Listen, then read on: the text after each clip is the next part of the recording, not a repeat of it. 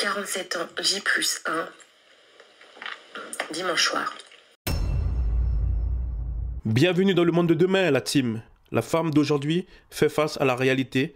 Dimanche soir, Sophie, prénom d'emprunt, célibataire, fêtera ses 47 ans seule et nous livre les raisons de l'échec de sa vie amoureuse. Grande question. Est-ce que vous pensez que c'est possible d'avoir envie de trouver un amoureux et de partager sa vie avec quelqu'un ?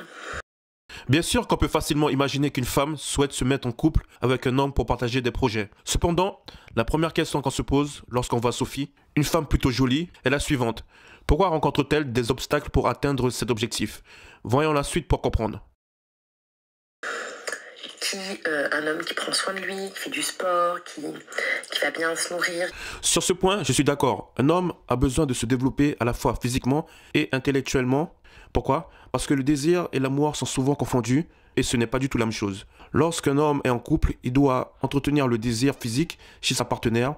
L'un des moyens les plus efficaces est la musculation, accompagnée d'une bonne discipline alimentaire. Une femme qui voit qu'un homme fait preuve de discipline le respecte davantage. Voyons ce qu'elle a de plus à dire. Qui a des bonnes, qui veut faire des choses bien pour lui. Sur ce point aussi, je suis d'accord. Sur le plan intellectuel, un homme doit avoir des projets et ne jamais se détourner de ses objectifs et il sera respecté. Mais en revanche, elle exprime ce qu'elle attend d'un homme, mais elle ne mentionne à aucun moment ce qu'elle peut lui apporter. C'est souvent le problème de certaines femmes centrées sur elles-mêmes.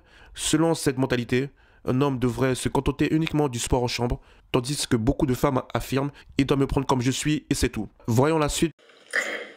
Mais qui va aussi comprendre et apprécier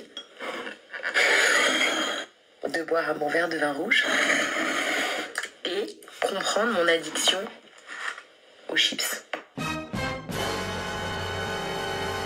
Mais c'est une blague.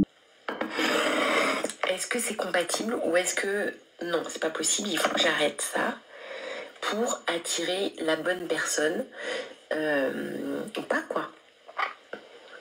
Qu'est-ce que vous en pensez? Parce que moi c'est ma grande interrogation parce qu'en fait je plaît bien. On va lui répondre les gars. Elle est toujours célibataire, c'est pas à cause du vin et des chips, non, clairement pas. Mais alors c'est quoi le problème? Faut être cash. Les femmes ont un vrai talent pour ne pas assumer leur choix, contrairement aux mecs qu'on pousse à être des hommes dès qu'ils sont gamins. Et avec les néo-féministes, ce sentiment est encore plus renforcé chez les femmes. Le vrai souci, le problème, c'est le choix qu'elles font. Si on regarde les études de 2009-2019, 80% des femmes trouvent la majorité des mecs pas attirants du tout. Donc les 20%, ce sont des mecs qu'elles trouvent stylés, beaux, des crushs comme elles disent, et les autres sont invisibles, zéro chance. Donc c'est clairement pas les chips le problème, c'est ça la réalité. On va voir ensuite dans la deuxième partie de cette vidéo, je vais vous expliquer comment entrer dans le club très fermé des 20% pour apprendre à améliorer son image, son attitude, son attractivité pour inverser la tendance. En même temps, demain je vais faire mon sport, je vais être à fond. Je me dis peut-être qu'il faut que j'arrête les chips pour attirer la bonne personne.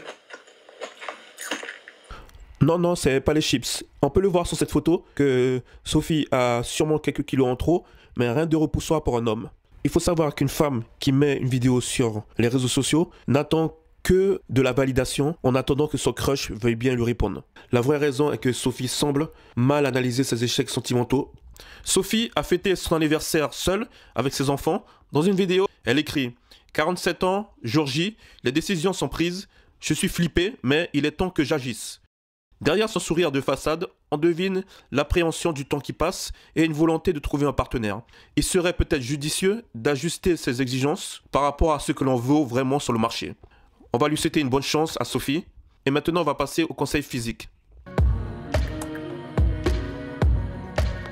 La première chose qui va être le plus important pour obtenir ton physique esthétique va être de baisser ton taux de masse graisseuse. C'est littéralement impossible d'être esthétique en étant gras. Ton niveau de body fat doit être inférieur à 14%. C'est vraiment le niveau de body fat recommandé.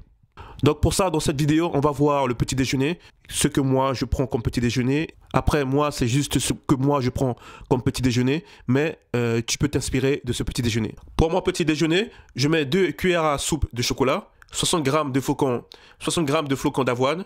Moi, je fais 1,85 m. Ça me cale sans problème au déjeuner, sans fringale. J'ajoute un œuf pour les protéines, la base de la musculation. On verse les flocons d'avoine.